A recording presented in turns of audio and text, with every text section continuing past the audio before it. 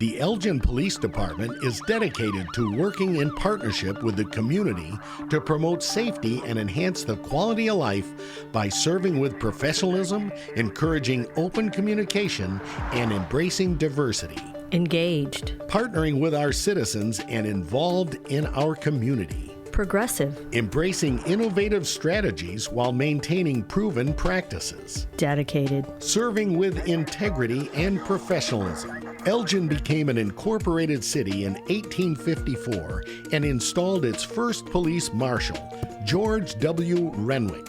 Over the years, the title of the head law enforcement officer changed from marshal to chief.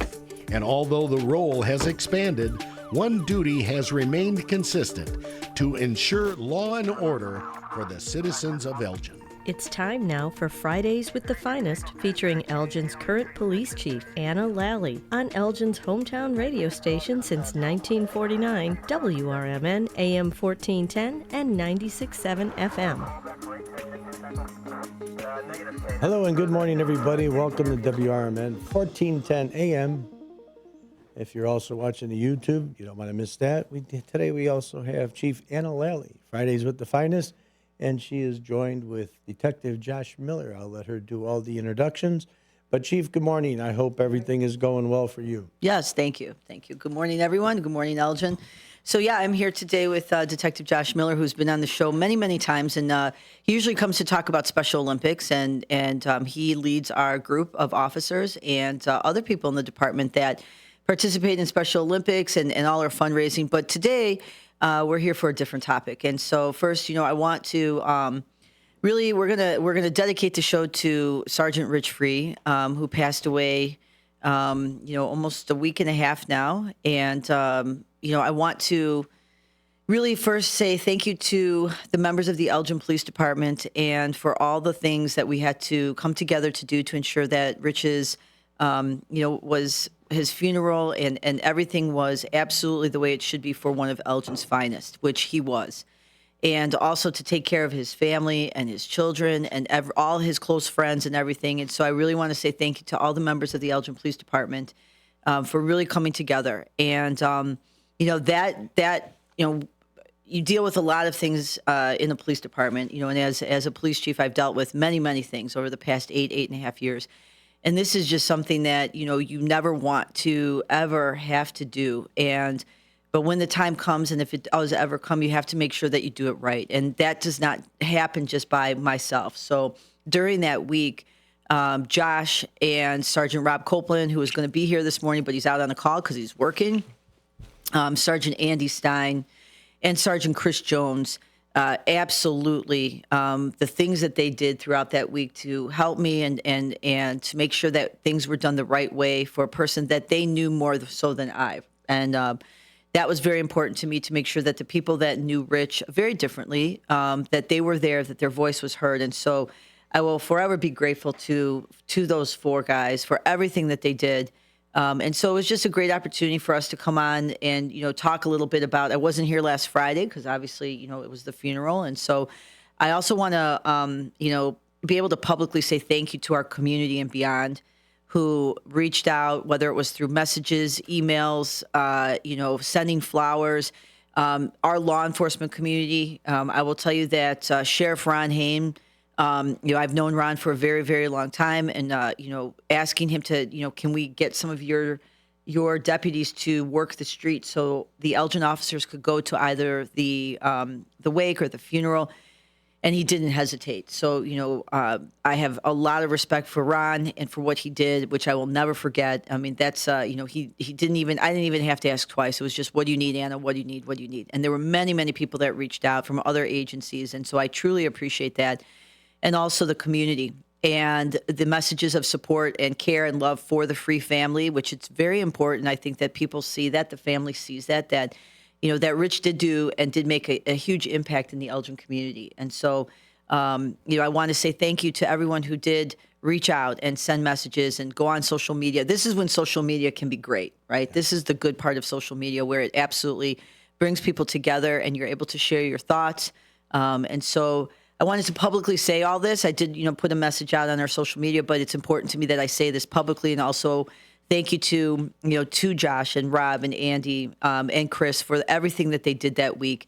It's important that people see and hear that, even in times where it's very difficult and you have to do things that are very difficult, the professionalism and the care and the compassion is first and foremost present in everything that they did and everything that we were able to do. And so for that, I will always appreciate them and be forever grateful. So for that, I asked Josh and Rob if they wanted to come on, and so Josh could make it today. So it was a last minute, but I'm glad that he's here. So he's also part of our honor guard, and I think I also want to be able to kind of just give some information and education to our community about what the honor guard does and how they do it and the planning that goes into it. And so, he's here to talk about that, just whatever he feels comfortable with in terms of Rich, but it's also just a way to publicly say thank you to people and, to acknowledge his service, that his family can hopefully hear this show and they can save this. And, it's important to me that, we are going to dedicate this entire show to Sergeant Rich Free. So, Josh, do you want to, I guess, start off and kind of your thoughts and the honor guard and, pretty much whatever you want to say. So, Sure. yeah. Well, thanks, Chief. I appreciate it having or the invite to be on here. And I also want to echo what the Chief said about just thank you to everybody from the entire department that stepped up during this time. Some people are closer to Rich than others. And, it's just like when this happens, we all came together as one big group. And there was different roles to, be had that, like we discussed before, that we have all this planning and training that needs to happen before this event in a very short amount of time. But then we also have to answer calls and make sure the city is, good. So everybody filled a role in some way. And, I'm really going to miss Rich. He was a great officer. He was a great supervisor. It was, one of the comforting things that happens after something like this is everyone starts to talk about, stories you might not have heard or whatnot to try and cheer everybody up. And those were shared, and continue to be shared constantly. So everybody has a story about Rich. So it's been great hearing all those different things and whatnot. Some appropriate for radio, some we'll save those. Yeah. Yes. Well, he was an 11-year veteran, but you would swear he was on the job from just the things I've read and heard.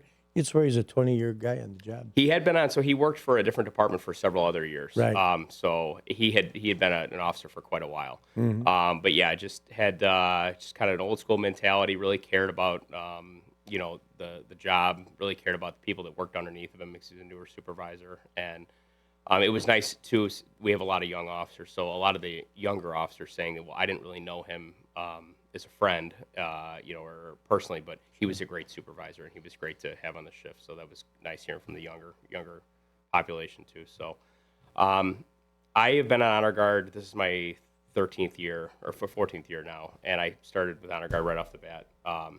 It's important to me that we honor, the memories and the lives of sometimes officers that have paid the ultimate price and died in the line of duty. So the reason that we have this unit and train and do what we do is for events like this. So it's the last thing anyone wants to happen. It's better that we don't have to ever go to these, but unfortunately, just our unit will go to funerals from other departments, sometimes in adjoining states, but in Illinois, and we go to several a year. And Rich was on Honor Guard too, and we attended several together of various funerals. So from with a department that experiences a line of duty death outside of our agency, normally when we go, it's just in a support role, just being there in uniform, being in the formation, showing all the support that comes out.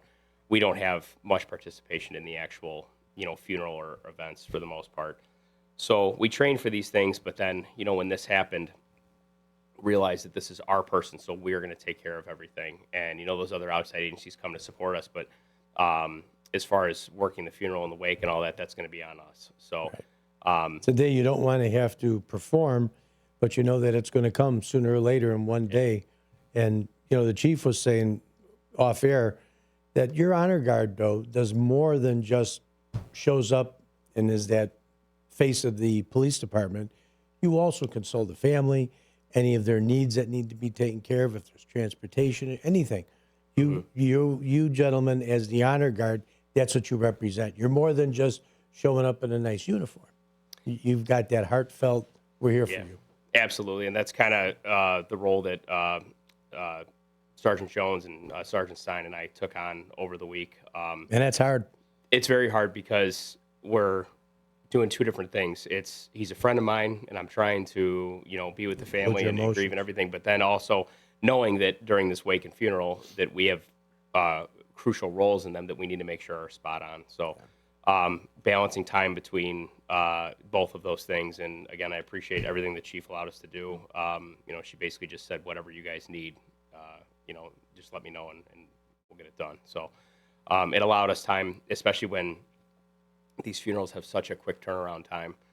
They planned it just a few days later, and that's how it normally goes. But there's so many moving parts to get together by then, and we want to make sure that we are absolutely squared away, and that we send them out right. So I appreciate everybody on the honor guard. We put lots of hours in, just consistently running through the drills. We went up to the church and trained and everything, and everybody really showed up, and I think the funeral went really well. So That's great. Yeah, and I think in the interesting thing too is I asked all four if they wanted to come on the show and to just be able to talk about some of the stuff, and it's their choice. They choose to be here, and how they want to honor their friend and the memory of him. But I will tell you, the work that they do behind the scenes.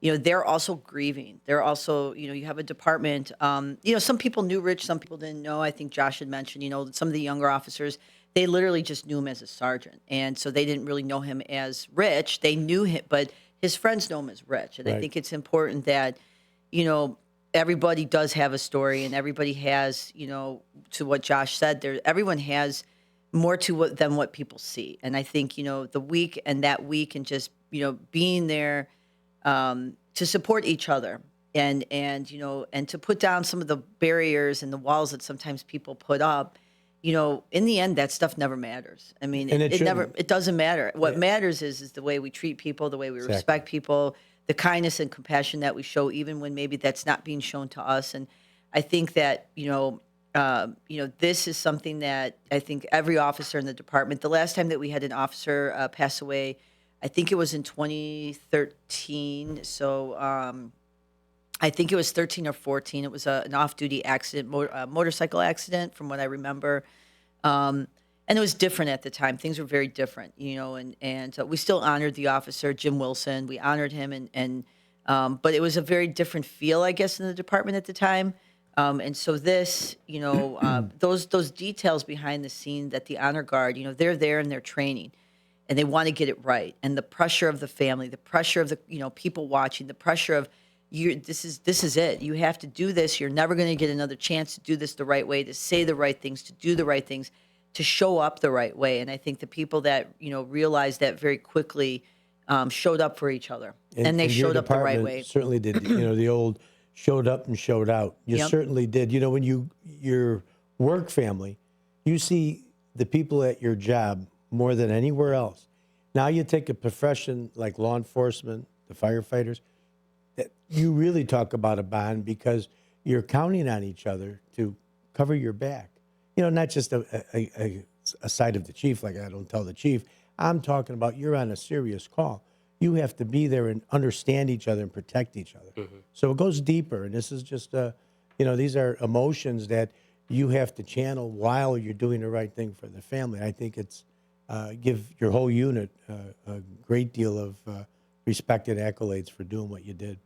Thanks. Appreciate And it. I think it's also important too that time will go on, and life does go on as it always does. But it's also that you don't forget, that Rich is not forgotten. And so, we're now talking and having conversations about doing, other things down the road. And because a lot of times these things happen, it's, a couple months, and then people just kind of, it dissipates into the background, and that can't happen. And so, that won't happen. And we're going to make sure that the Elgin Police Department will always be there for his family, always be there for, his friends. We'll always do whatever we can to ensure that their process, which we have to be very respectful of that too. A lot of times, and it's to be expected, but a lot of people want to do a lot of stuff right away. And, we were very, it's important and very mindful to ask the family first what they want, because sometimes when something's happening, you're like, well, this is what I would do. This is what I would want. And people are like, well, yeah, but that's not what I need. That's not what I want. I need you to like slow down. I need you to stop. Right. So we made sure that, anything that we did do was a, conversation with the family and having those open lines of communication so that we did things the right way. So Josh, do you want to talk a little bit just in terms of like with the honor guard, obviously, funerals, other officers' funerals, but when you go to, let's talk about like last year you guys went to Washington, right, for that memorial. Can you talk a little bit about that experience and what that means and that kind of just, so people understand like the gravity of that? Sure. So yeah, we were fortunate enough that three of us went to Washington, D.C. last year during Police Week. And there's several events that happen throughout the entire week. It's National Police Officers Memorial Week. So we initially do a candlelight vigil, and there's officers from all over the nation that come out there to honor maybe people from their department or others that have died in the line of duty. And it is incredibly moving at the Capitol to just see thousands of officers out there during the candlelight vigil. There's multiple large bagpipe bands that come and play. And then we usually go to the Wall. So the Wall out in D.C. has every officer in the United States has been killed in the line of duty. And you really need to go there because when you look at it from a distance, it just looks like there's concrete walls. But then you get closer to it and realize that there are just thousands of names etched, on that's someone's loved one. Absolutely. Yeah. And Elgin has a name, Officer Fromm from he was in the 70s, but we found his name, on the wall. So there's just thousands and thousands of names. And, throughout the week, the bagpipers would play there at midnight and just solemn ceremonies and whatnot, honoring everybody out there. And then on that Thursday, we actually go to the Capitol, and it was Vice President Vance did a speech to everybody that was out there. And again, it's just thousands of officers from all over the place. We actually met some officers from Poland and Germany that came out too. Wow. So yeah, it was moving. But I was just telling the chief yesterday that there's a museum, law enforcement museum that's right next to the Wall. So we went over there and we're going through the museum. Well, you go to the downstairs, and in that room they have every name of the officers that they're going to put on the wall for that year. Well, there's several screens around the room, and you can pull up an electronic profile of every officer. So I looked over, and you could see the officer's picture, and there's about a 9 or 10-year-old girl writing a message on you can write an electronic message on the profile of the officer, and it was her dad. So yeah. She's, it's moving to see that, and then it makes you realize and value how much, your family means to you and how important it is that you go home and stay safe, do Police work could can. sometimes make that, was it gilded or however word you want to use, but it could sometimes jade you. But then when you have something like this happen, it reels you back in just a little bit and says, you know what? We really are all people. Sure. And to be able to fortunate to have a leader like you do, the chief here, and allow you gentlemen to do the job that you do, men and women of the department. It's important. And to go and see that, to go to D.C. and witness all those names and be able to see, what it really is all about. I mean, it's a bigger picture for everybody. Yeah, no, it was an amazing experience. I'm glad we got to go. We also went to Arlington too and watched Changing of the Guard and everything. So, you want to see an honor guard that is the highest of highs in the nation. Amazing. Watching those guys with the steps and everything is incredible to watch how they drill and look at the backstory. The cadence and the reverence all mean something. Yeah, every the steps step, and everything. Right? Yeah, absolutely. And I think those, as Law Enforcement Appreciation Week and all, our memorial service is in May, and so obviously this year is going to be a little bit different. Just, we're going to make sure that we do honor Rich, the appropriate way and continue to honor him the appropriate way. And I think it's also important just, these experiences that officers have. Josh has been an officer for how many years? It's my 14th. 14th year. So, so he's not a young officer, right? He's in that middle part there. I don't want to say middle age because you're still, you're not. Are you under 40? We don't answer that. So, but he's in the middle of his career, right? So a lot of young officers, they're not, to your point, the word of, whether they're jaded or they become more disgruntled. The younger officers don't really experience that right just yet, right? And then what happens is experiences, people, life, whatever the case may be, adversity, the officers that are kind of over that hump a little bit, which is, Josh is kind of in that group, right? You're a little bit over that, that 8 to 10 year struggle, because you'll hear people talk about it all the time in management classes and leadership classes. That 8 to 10 years is where people they start to feel this angst a little bit. And they have to make a choice. Do I stay in this career for the next 30 years of my life or 20 years of my life, or do I do something different? And if you choose to stay because you need to stay, because you need a job, you have a family, you have to pay bills, but are you really, internally, is it serving your purpose in life? Do you find peace in what you do? And sometimes when people don't have that, they do kind of, just maybe be a little bit more, not as happy. Eventually, though, some people will shift, right? Because they do find their purpose. They find a thing that infuses them with, their energy, and this is what I'm doing, and this is why. And most of the older officers, like me, we've been here almost 30 years, and you've seen the ups, you see the downs, you ride the wave. Sometimes it gets better. You'll kind of say, yeah, we've seen this before, and it's not always a negative. There will be things that you deal with that are not good, that are negative, that you wish never happened, but it's how we come out on the other end, right? And I think so these experiences of where you see officers who actually, have died in the line of duty, they probably had some really great days. They probably had some really bad days. They probably were complaining about something at the coffee pot. It's just life. It's not, it's not something to take so personally, and so, because in the end, to be able to support, to respect, to honor, to care, to show compassion to people, that's what matters, right? In that's a situation like this, too, sometimes the people that are on that, cusp of turning, then you go through this where you see the unity of your department and everyone pulling together. It's like, okay, maybe I need to adjust my attitude a little bit. It puts you back into reality, for those that it's the gravity of it's the gravity of this profession, but more importantly, it's the actual, absolute that life does not go on forever. And I think when you realize that, whether you realize that when you're 20, I've realized that since I was a brand new officer at 21. I'm very well aware. Life is very short. It's finite. And so those moments and the things that you do and what you have to do, and to always be gracious with people and to always try to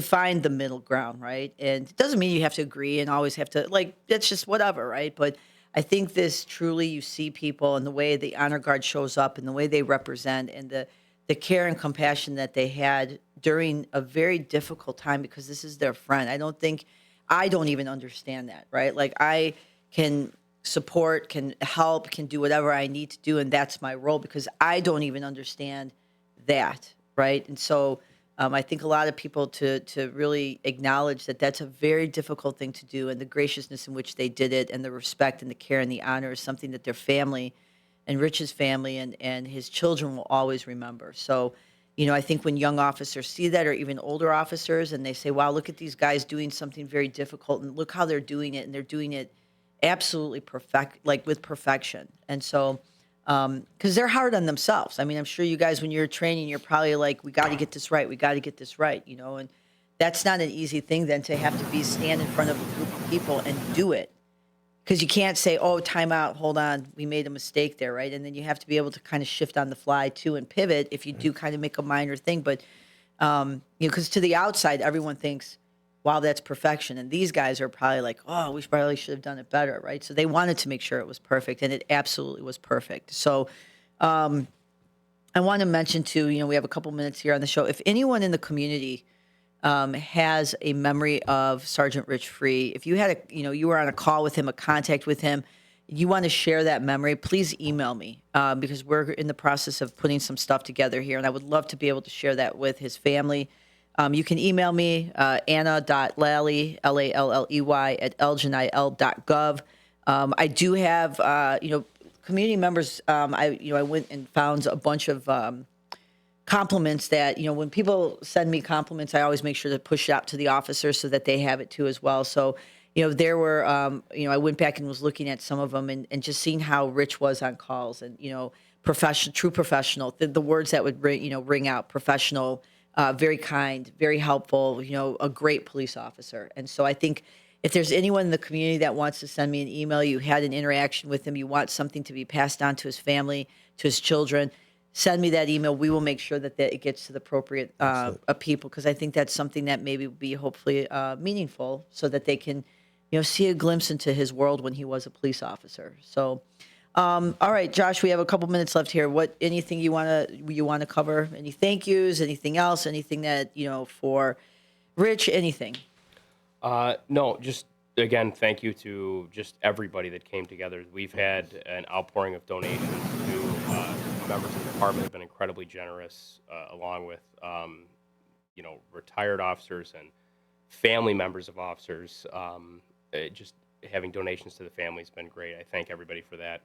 And just, everybody, it was a very tough week with Honor Guard last week, Yep. and we were hard on ourselves, but everybody knew that and stepped up and if we were messing something up, they fixed it. And no one gave up. Everyone put in everything they had. So I really appreciate everybody stepping up from Honor Guard and the rest of the department. That just everybody filled the role that they needed to and got it done. So thank you to everybody.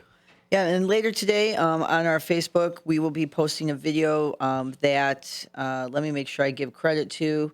I think his name is Keegan, and he's from Illinois 5-0. He prepared a video, and there's a video that's been circulating for a couple days. But we're going to go ahead and post that in honor of Rich. So thank you for doing that.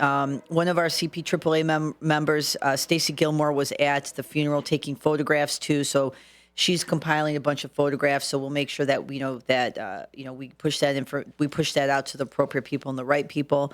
Again, thank you to the Kane County Sheriff's Department, all the other surrounding law enforcement agencies that reached out. Aurora Chief Matt Thomas, for reaching out personally. Thank you. They are just absolutely great. And so for everyone that, and the memories and everything, we appreciate everything, and we'll make sure that the family has everything that they need. Thank you again to all the members of the Elgin Police Department for what you did this past week. It's absolutely amazing. And, we did everything I think that we could for Rich, being one of Elgin's finest. Absolutely. And you can go to any of the Facebook pages. You can see some of the tributes. If you're watching on the YouTube, we have a picture right now. Today's show, again, was a memorial of Sergeant Rich Free, who served 11 years on the police department, served as a Sergeant Rich Free. So it's a time of coming together. It's a time of, it's a somber time for the police department, but the healing started that day when everybody came together and they stepped up and they did what they had to do. And it's outstanding that they have an honor guard, that they have all the people that you've heard both the chief and Josh talk about, everybody that pitches in and does their part to make this proper send-off for not only a brother, a friend, but he's a father, he was a son, he was a husband, many different things to a lot of people.